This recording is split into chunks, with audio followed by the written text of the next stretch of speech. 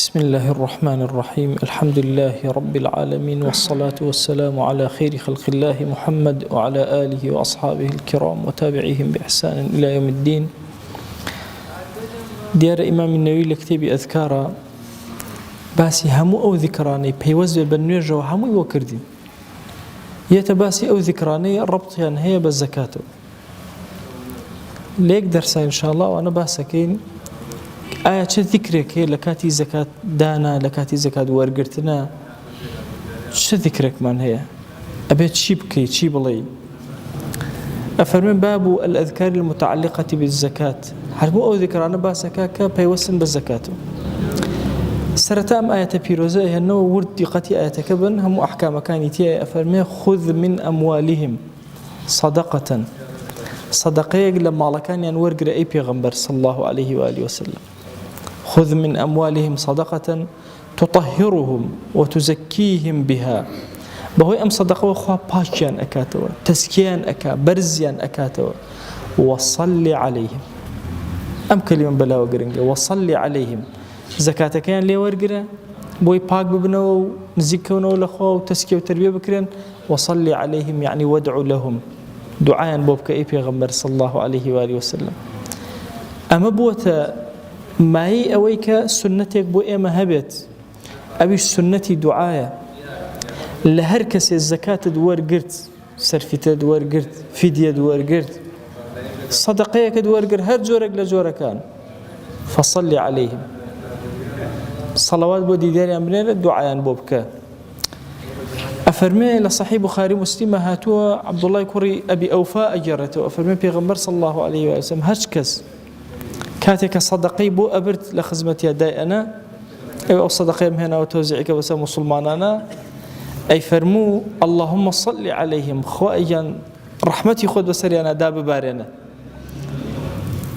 ابن أبي أوفاء فرمي منش صدقك خوم برد على بيغمبر صلى الله عليه وسلم دستي برس كده فرمي اللهم صل على آل أبي أوفاء خواجان رحمته بزي خود بسر آل أبي أوفاء ببارنا وبنيرا زور قوريا أو كسيك وصدق ورقريا سواء خدي فقيرك به يا أو كسبك الساعية هر كان بيك دعاب كان أو كسيك صدقك إليه ورقرين. إمام الشافعي فرمي لقال أصحابه فرمي أنا وباشا بلي أجرك الله فيما أعطيت وأجربات لميك بخشيوته وجعله لك طهورا بك تماي باكيبوتو وبارك لك فيما أبقيت خوا بركة بخاطة أوي كماوة. أم دعاء زور سنة شي قورية ولما زور تأكيد يعني لكلوتو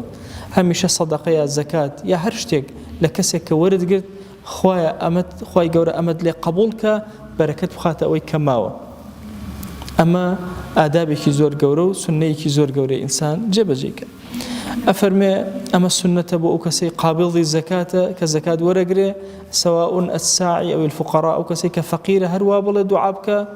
وأو كسي كواساعية كاتك الزكاة بودي وتوزيعية كاتك لأصل الزكاة ممشي وازن بود دولة من دراسته وخوت ما مرة قال فقير يبك. تصور كنت زمن إمام عثمان راستوخو معاملة نبولا نيوان فقيرة لقال شيء لقال دولة منها. طبعا هو فلسفيك إسلامي قوري لبشته قال بيت المال مسلمان منظم به بوي أو فقيرة وشيء ونبي من تباري به كسكاتو من أكاب سريع الزكاة أداة دولة منك لا أم دولة من باركي لبيت المال دانا وفقير شو لبيت المال وري قرتوا بوي هيج من تجنبه لزماني بيغمر صلى الله عليه وسلم أو أبو لزمان إمام أبو بكر إمام عمر لأخير لزمان إمام عثمان أو عند أمتي إسلامي زيادة كده فريانا أكوت الزكاة كوكانو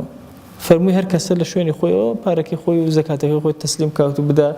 واجعلوا شهر رمضان شهر زكاتكم ما نجي رمضان بكنا ما نجي الزكاة بوي تحديد كردن إتلا ما نجي رمضان خلق زكاتي خوي دركل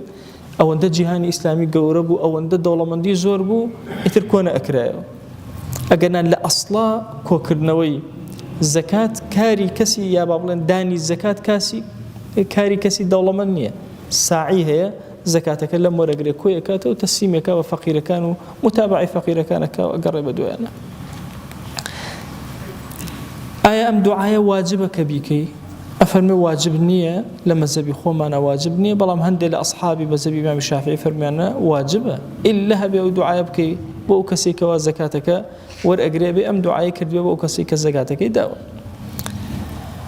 وشەی ئایا ئێمەش بڵێن اللهم صل على فلان وشەی صلی بەکاربێنین تابا نەمە صلى الله عليه وسلم بەس بۆ پێغەمبەر صلى الله عليه وسلم بەکارێنین اللهم صل على محمد مثلا. ئەفەرمێ ئیمام النەووی ئەفەرمێ پێشتر ئەمانەم باس کردو بەڵام هەر بیرتان نەخەمەوە وشەی سەڵەوات بۆ مرۆڤێک حتى ولو كان جورج بيه فرمي ما أنا هم برادرة مثلا ناتواني بقول محمد عز وجل هو عزيز وجليل بيغمر صلى الله عليه وسلم مثلا الله عز وجل مثلا الله تعالى ماشا محمد صلى الله عليه وسلم مثلا سيدنا أبو بكر عمر عثمان للصحابة عليه رضي الله عنهم لا تابعين علماء وأنا رحمهم الله أفرمي بوت ياسا لبرو نابد دانيشان لشوين دانيشتري أنا بكار بيني بتنها ناتواني بڵێ اللهم صل على فلان يا آل فلان لبرو زكاتي داوە نا أفرمي لەگەڵ لە دوای ناوی پێغەمبەرەوە صلى الله عليه وسلم أتواني هذه قەتەن دابێ ماڵێن اللهم صل على سيدنا محمد وعلى آل سيدنا محمد يا وعلى آله وصحبه ها يكم جار پێغەمبەر ئەڵێن دوای آل و ئەصحابیشی ئەتوانین بڵێن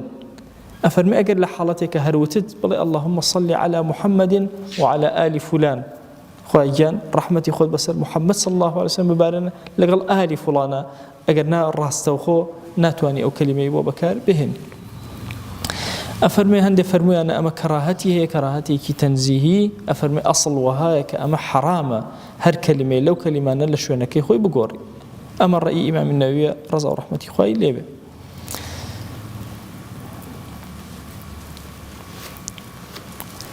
شتێک گرنگە زانیمان ئێستا و کەسێک کە زەکات وەرەگرێت ئەبێت دوعاکە ئەوە ذکرەکەیەتی و ئادابەکەیەتی شتێک گرنگە ئەم کەسێک کە زەکات ئەدا ئایا ئەم چی بکە یەکەم شت نیەت زۆر گرنگە نیەت تەسەوورکەن ئەگەر ئینسان نیەتی نەبێت لە زەکاتەکەی بە سەدەقە حیساب بکرێ زۆر ئاگای لێبێ ئەم بەبیر مەجارێک پیاوێک پرسیاری کردوتی ماوەسە من ئەوە لە ساڵێکە چەند کەس سوالکەریەت و ئەوانە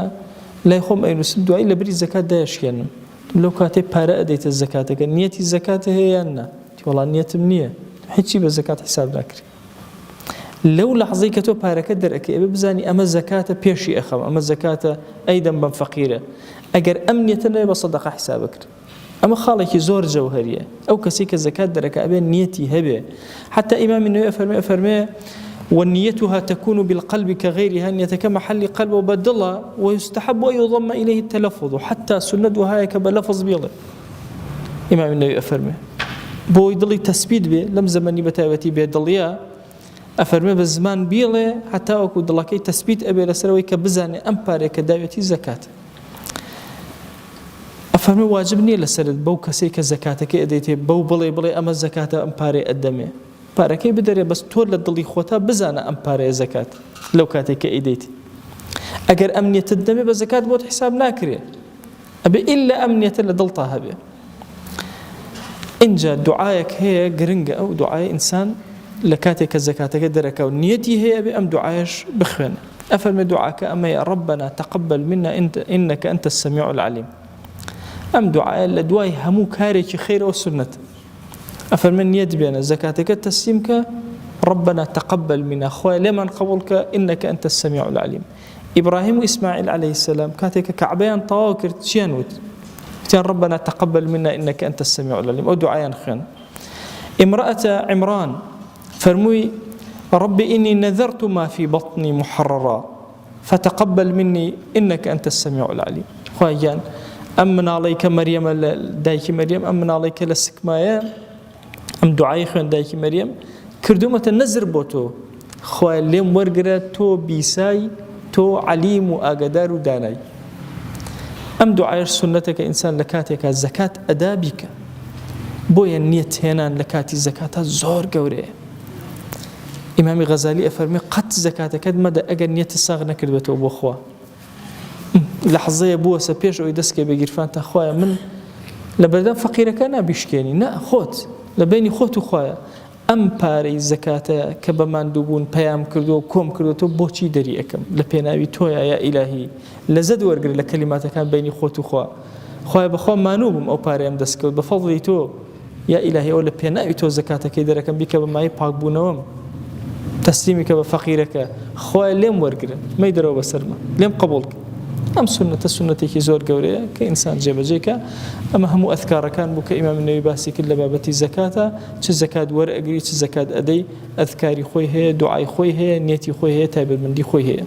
داوامان لە ذاتی پاکی پەروەردگار ئەم فەرمایشتانەی پێغەمبەر صلی الله عليه و آله وسلم بکاتە مای خەیر و بەرەکەت بۆ ژیانمان بیکاتە مای ئارامی بۆ ژیانمان بیکاتە مای ڕەحمەت و بەزەیی لە ناو گۆڕەکانمانە بیکاتە ئەنیس و ئارامی و هاوڵی ناو گۆڕمان بیکاتە شەفاعەتکاری ساحەی مەحشەرمان